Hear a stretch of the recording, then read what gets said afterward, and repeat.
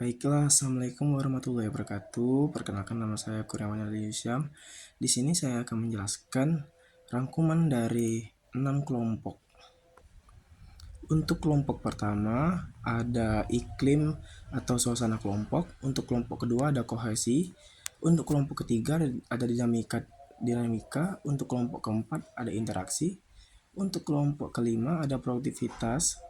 Untuk kelompok keenam ada keterikatan. Baik, di sini saya akan menjelaskan untuk kelompok pertama dulu, yaitu adalah suasana. Jadi, iklim atau suasana dalam kelompok sangat memengaruhi dinamika dan interaksi antara anggota kelompok. Iklim kelompok mencakup faktor-faktor seperti kepercayaan, komunikasi yang efektif, dukungan, rasa aman, keadilan, dan toleransi. Sebuah iklim yang positif dapat menghasilkan keharmonisan, keakraban, dan keterlibatan yang tinggi dalam mencapai tujuan bersama. Sementara iklim yang negatif dapat menciptakan konflik dan ketegangan yang dapat menghambat pencapaian tujuan kelompok. Baik, saya akan lanjutkan untuk kelompok kedua, yaitu kohesivitas. Kohesivitas dalam kelompok menggambarkan ikatan bersama yang terjadi antara anggota dalam sebuah kelompok agar mereka dapat mempertahankan komitmen yang telah disepakati bersama. Menyebutkan bahwa kelompok yang kohesif membutuhkan tanggung jawab yang tinggi, dorongan kelompok untuk berdiskusi, kepastian tiap anggota untuk mendapatkan timbal balik yang bermakna. Terdapat penghargaan terhadap performa kelompok, bandingan kinerja dengan kelompok lain dan tersusun atas validasi sosial. Baik, saya akan melanjutkan untuk kelompok ketiga, yaitu dinamika kelompok.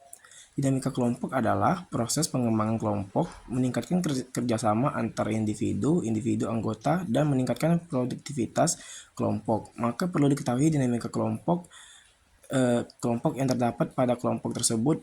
Unsur-unsur yang perlu dipertimbangkan untuk dikonsentrasi dalam menumbuhkan dinamika kelompok adalah: satu, tujuan kelompok; kedua, struktur kelompok; ketiga, fungsi tugas; keempat, pengembangan dan pembinaan kelompok; kelima, kekompakan kelompok; keenam, suasana kelompok; ketujuh, tekanan kelompok; kedelapan, keberhasilan kelompok; dan yang terakhir, keinginan tersembunyi.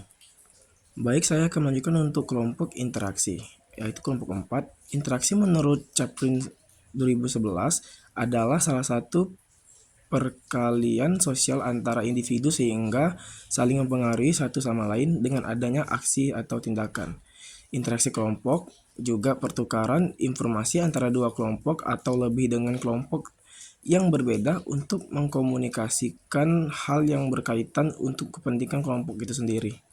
Interaksi dalam bimbingan kelompok merupakan proses komunikasi dan hubungan antara anggota bimbingan kelompok dengan pemimpin kelompok dan antara anggota satu dengan anggota lain.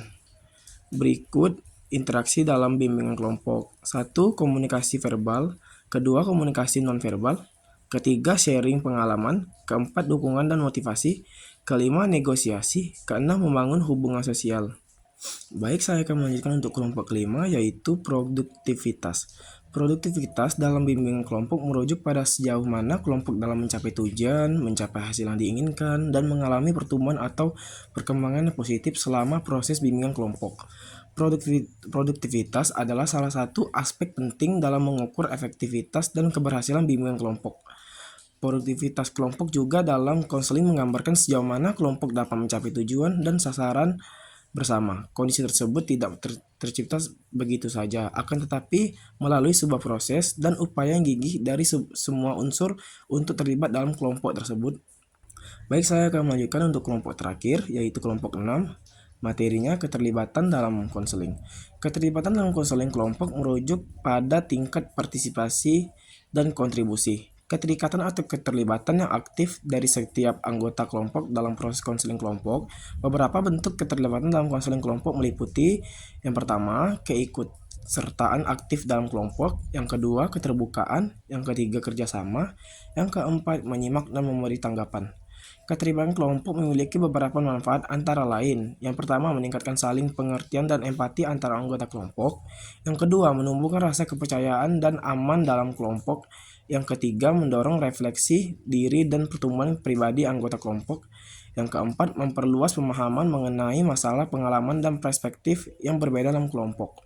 Yang kelima, mengoptimalkan manfaat konseling kelompok dan potensi perubahan yang dapat dicapai melalui kolaborasi anggota kelompok. Baik, sekian dari saya. Wassalamualaikum warahmatullahi wabarakatuh.